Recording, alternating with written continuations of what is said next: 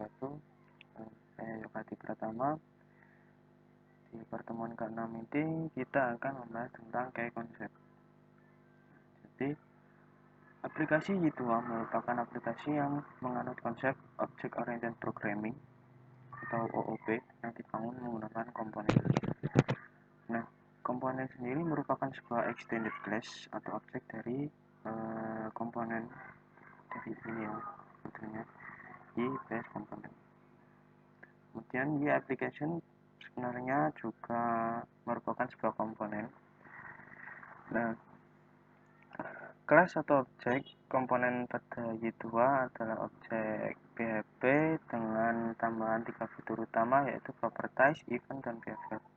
Salah satu contoh komponen adalah date picker, ya, bisa dilihat di sini. Ini adalah salah satu komponen. Nah, komponen ini digunakan untuk meng-view tanggal secara interaktif, ya. Kemudian properti dari komponen juga dapat diubah dengan mudah untuk menyesuaikan konfigurasinya. Kemudian komponen Y2 sangat powerful, namun membutuhkan sumber daya yang cukup besar. Sumber daya itu CPU dan memori.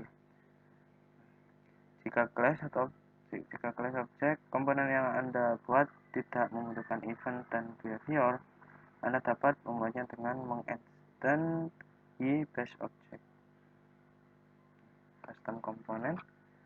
Jika diperlukan, kita dapat membuat custom komponen dengan cara kita membuat file PHP yang berisi custom komponen dan diletakkan di direktori komponen.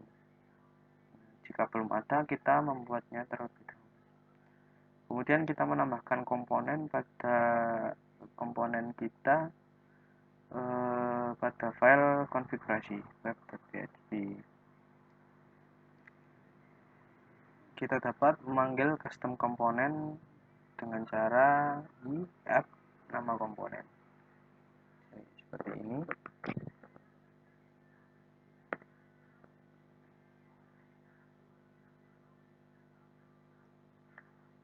Ini adalah contohnya, ya. Kita membuat folder komponen terlebih dahulu, kemudian di dalamnya kita membuat file mycomponent.php. Nah, sebenarnya seperti ini. Kita mengextend komponen, kemudian kita membuat function seperti ini. Nah, kemudian kita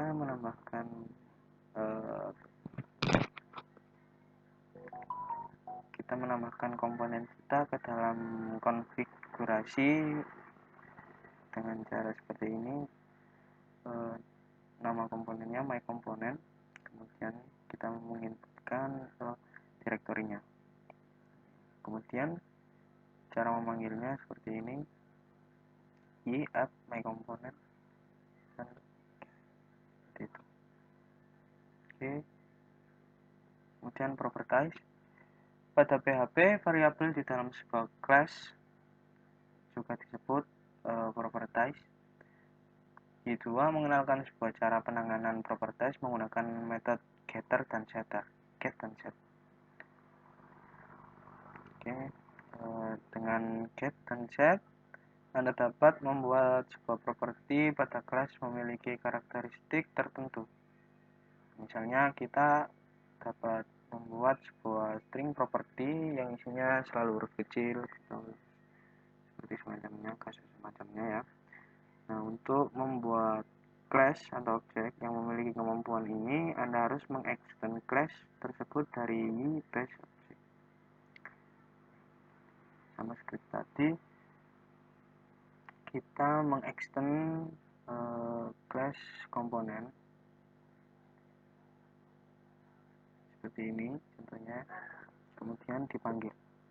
Panggilnya juga sama. Oke, kita lanjut. Kemudian ada event. Event bisa diartikan sebagai suatu kejadian, ya. Dengan memanfaatkan event, kemungkinan kita memasukkan kode program ke dalam kode program lainnya di sembarang tempat. sebuah event dapat dikaitkan dengan satu atau lebih event handler. Nah, event handler adalah metode yang akan secara otomatis dijalankan ketika sebuah event terjadi.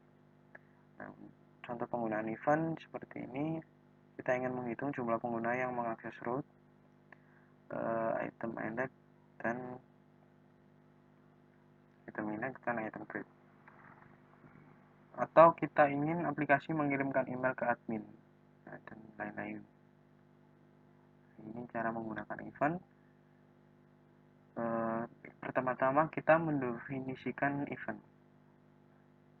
Kita mendefinisikan event yang lebih baik menggunakan kata untuk menghindari kesalahan penulisan.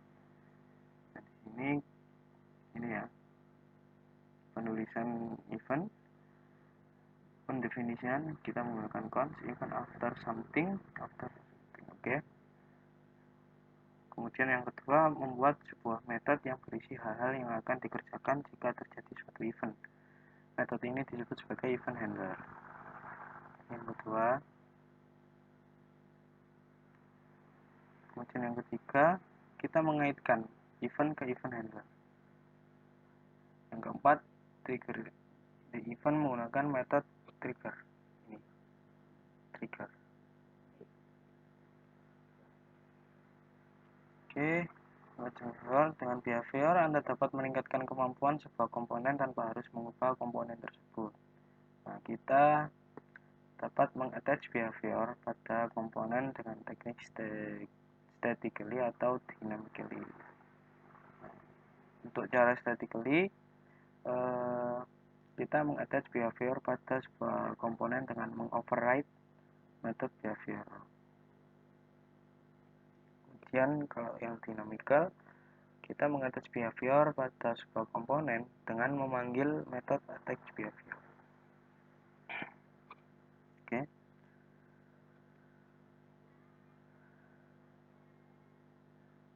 Kemudian ini itu menyediakan beberapa built-in behavior antara lain access control, timestamp, dan flammable. Untuk access control behavior digunakan untuk memfilter hak akses pengguna terhadap controller action. Kemudian timestamp digunakan untuk mencatat waktu pembuatan dan perubahan data di tabel secara otomatis. Nah, jadi kita perlu membuat kolom create add dan update add dengan tipe data integer pada tabel terkait. Kemudian ada flammable digunakan untuk mencatat user ID yang melakukan pembuatan ataupun perubahan data di tabel secara otomatis. Jadi kita perlu membuat kolom create by dan update by dengan tipe data integer pada tabel terkait. Kemudian ada configuration. Untuk configuration itu banyak digunakan ketika kita membuat objek baru ataupun menginisialisasi objek yang sudah ada. Formatnya dapat dideskripsikan dalam bentuk array seperti ini, class name, property name, ya seperti ini. Kemudian configuration untuk e-application merupakan salah satu bentuk konfigurasi yang sangat kompleks. Kemudian sebagian besar dari widget juga diatur menggunakan configuration. Kemudian ada alias. Alias digunakan untuk mempresentasikan path maupun URL. Nah, sebuah alias harus dimulai dengan karakter @. Untuk mendefinisikan alias dapat kita lakukan dengan cara seperti ini. Di set alias bisa dilihat sendiri. Kemudian kita juga dapat mendefinisikan alias berdasarkan alias yang lain. Kemudian alias dapat juga didefinisikan pada application configuration. Config ya. PHP. Contoh kita akan menggunakan alias. Kita dapat memanggilnya dengan metode dan ini adalah contoh-contohnya. Di beberapa tempat alias dapat digunakan tanpa harus memanggil metode. Contohnya seperti ini, get content.